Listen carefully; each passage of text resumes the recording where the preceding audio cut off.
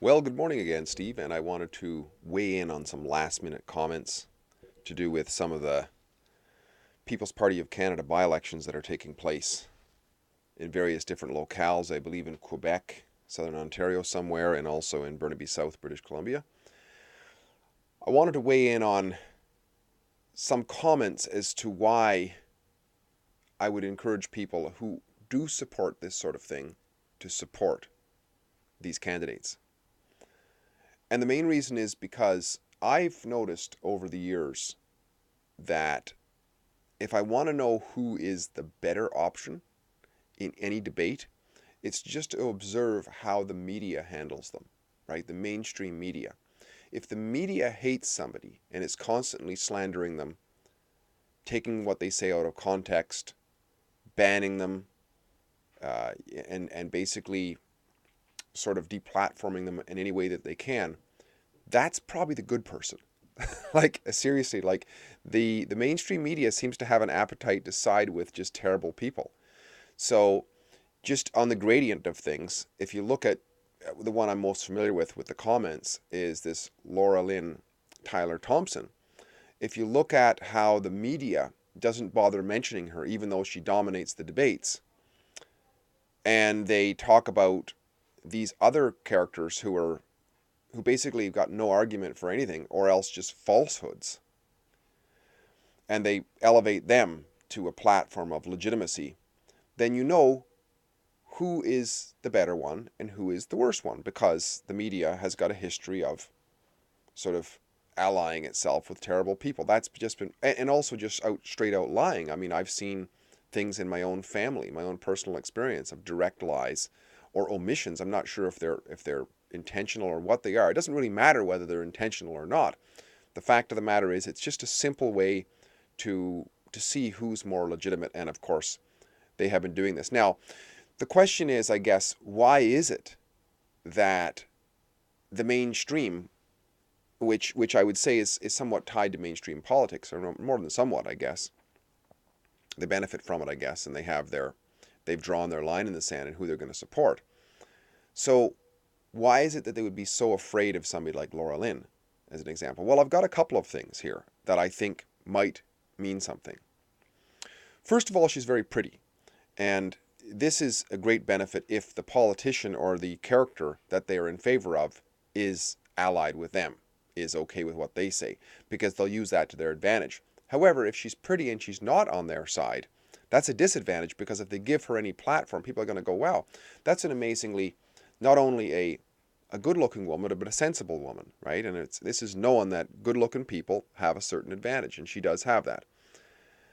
She's also very articulate. I mean, just watch some of those debates, and she is by far, order of magnitude, far more articulate, organized, clear in what she's saying, and actually brings arguments. So she's that as well.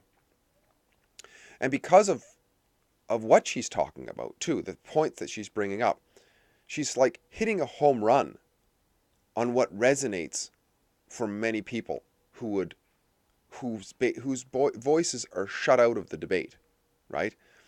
And the mainstream media now is aware that there's a vast growing desire. I think they are aware. I think they pretend that they're not aware, but I'm sure that they are aware, only because of their reactions and how they shut these out. It's not just Laura-Lynn, right?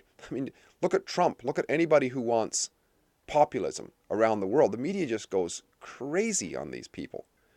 The yellow vests, they just paint them all as terrorists. Meanwhile, maybe some of them are. But they don't bother investigating what are the gripes of the sort of the normie side of them, right?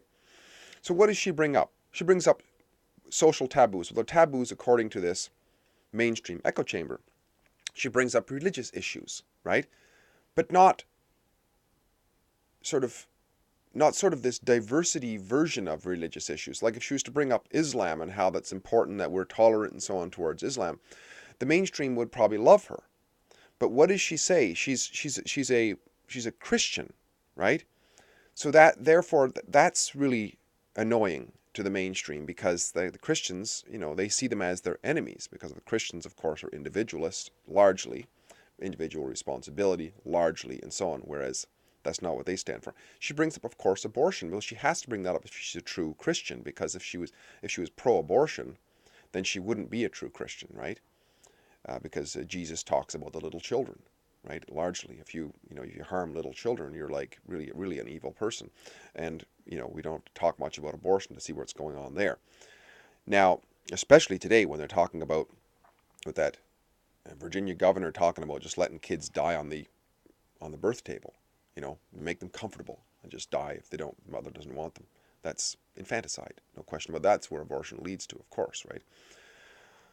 Freedom of speech. She talks about freedom of speech.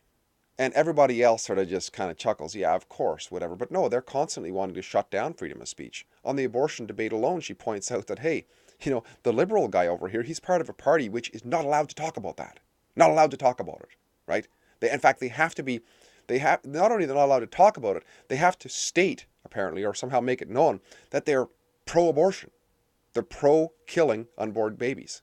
Like that's, and if they say otherwise, if they be otherwise, they're actually kicked out of the party, And meanwhile, I'm not saying they're not allowed to say that, I'm paraphrasing her, but I mean, anyway, so she's free speech. She's pro-free speech, at least she seems to be. She has conservative values, which go against the mainstream narrative, right? And conservative values are generally traditional values. And of course, these things, conservative, liberal and whatnot, they get bandied around and they get distorted. But what I can see right now is that conservatives are the true liberals of the past. They are the traditional classical liberals, which is laissez-faire. Like, you know what, I'm not going to tell you what to do, but if you're going to harm somebody, I got an issue with it. But if you're just going to say something, sticks and stones can hurt my bones, but names are never going to hurt me, sort of thing, right? So they are the classical liberals. So, and that's what I see her as. So I would say, or mostly. So it's a gradient, of course. There's gray areas, right? Like who's more of a dictator and who's less of a dictator. I've mentioned that before. She points out the race baiters and the hypocrites, right? I mean, this Jasmeet Singh guy, he stands up and he starts talking about how, everybody in this room is an immigrant. First of all, that's a flat out lie. He points out the first people of this land. He's talking about the native Indians or the First Nations. Yeah, sure, fair enough. They're not immigrants. Neither am I. If I was sitting in that room, I would have stood up and said, hang on a second here, I ain't no immigrant. My parents weren't immigrants. Their parents weren't immigrants. Their grandparents weren't immigrants. My mother came here. My mother's parents came here in the 1600s. My dad's parents, the French, they settled in the St. Lawrence River Valley. My dad's parents, ancestors came, I shouldn't say parents, but ancestors came here in the 1700s, the Irish, the early 1800s, I believe, and they settled in the Ottawa Valley. And just because they came here doesn't make me less a native. Many of the people sitting in that room are natives. And for him to stand up and say that we're all immigrants, that somebody didn't call him on that. And somebody should have called him on that. But anyways, at a certain point, it wasn't at that point in one of the debates, but she stood up and she called him out on this racism. You're the one who's constantly bringing up race, right?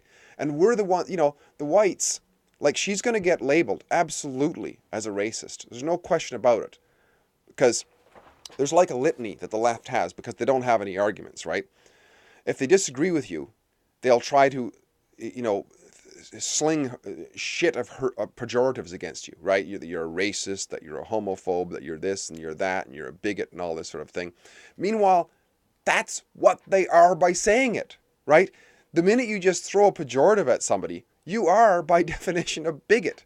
You call somebody a white whatever. Well, first of all, that all of a sudden you're throwing a racist pejorative at somebody, right? Or you have male privilege, whatever. You're a sexist bigot if you're going to say something like that, right? And she's calling them out on these things because I think what happens is that true racists and bigots don't even notice their own hypocrisy. And this is what's truly scaring, truly staggering about this sort of thing. So I think this is important. And, the mainstream media, the reason they support all of these bad people who they generally support is for business, right? They're a business and they want to deliver as much doom and gloom as possible to as many people as who will watch them so that they can turn over those traumatized people to their advertisers who they sell to. Well, you know what? Their model is failing, and you can see that it's failing because they're going on the attack of those who are winning them.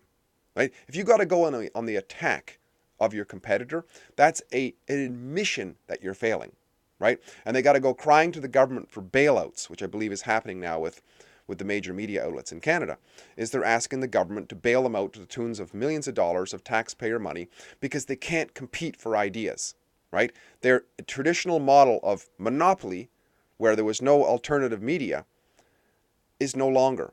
So if they can get the alternative media shut down, they can go back to their same old pathetic games of just traumatizing people with lies and then selling those traumatized eyeballs to advertisers. It was a wonderful system that worked, but at a certain point, if they don't get their way, and the alternative media can keep on going and exposing their hypocrisies, then they will eventually have to readjust.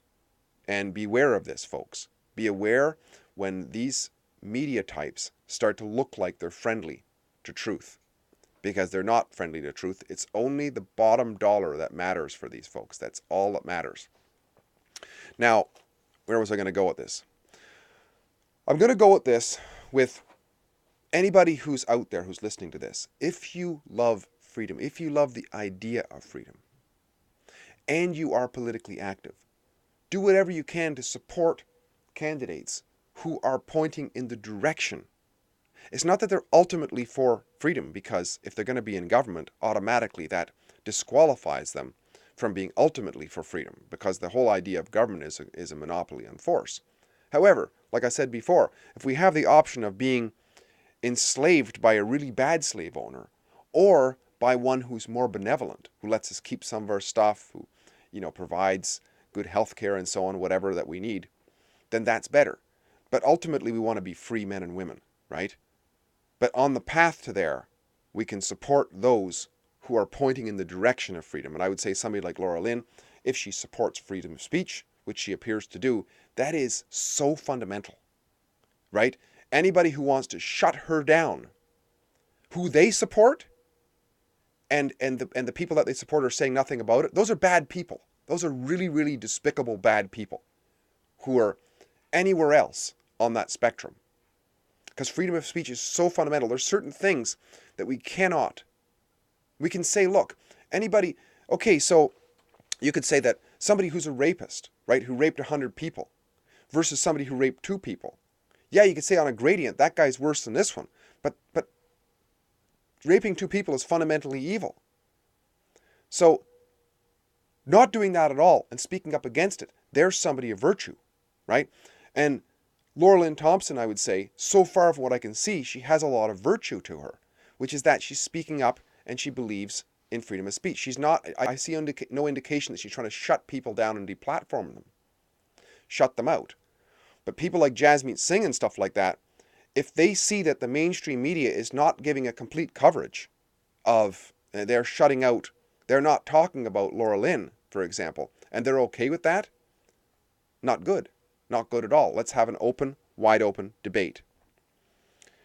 And how this affects us in our lives is, I would say, not only should we support, I've mentioned that I don't vote in elections. Well, I've got a good reason for that, which is there's never been a good reason for it. It's just one tyrant after another.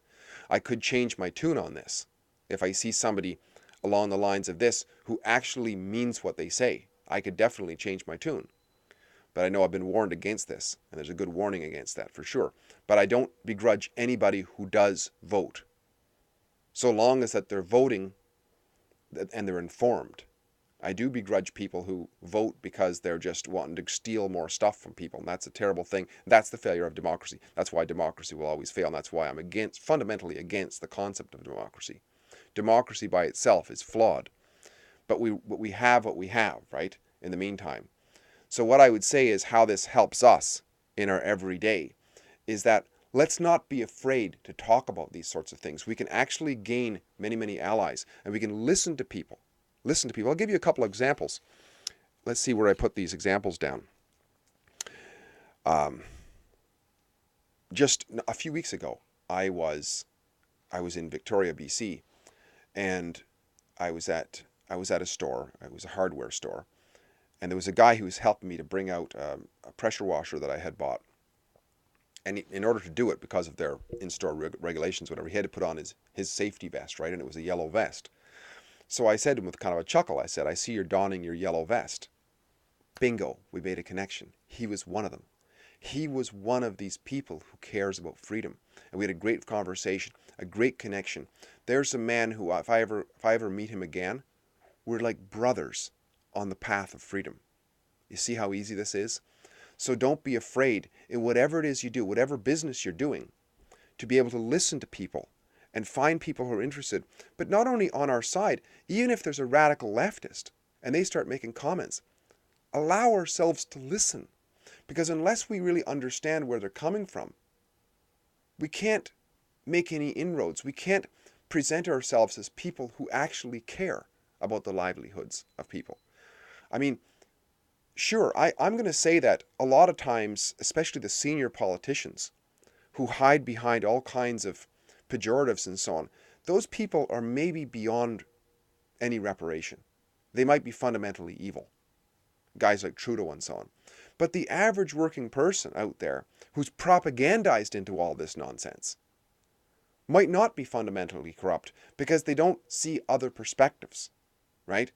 And maybe if we listen and we're empathetic in some way, and we ask questions, have you ever considered? Like, we start with questions like, who do you think owns your body, right? And does anybody else own your body?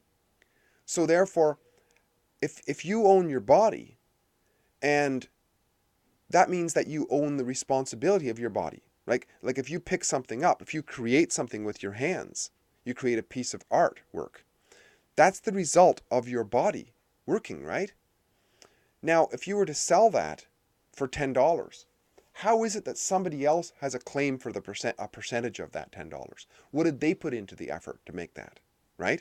And that's what taxation is. You see, these arguments can be built little by little by little, but they start with the making of connection with people, the making of connection through friendship, through a sort of a trust, and a realization that this person actually listens to me. You know how rare it is for people to actually have people listen to them. You know, we have 2 ears and 1 mouth. Here I am talking all the time, and that's not a good example. However, I guess my bottom line is, let's not be afraid to be politically active in terms of our words and talking about things. We're always told never talk about religion and politics. You know what? That's what I like to talk about mostly because it's where people's emotions are, right? And if we can engage people at their emotional level, we have a much better chance of making a difference in the world, especially if we come across as somebody who actually cares in the beginning.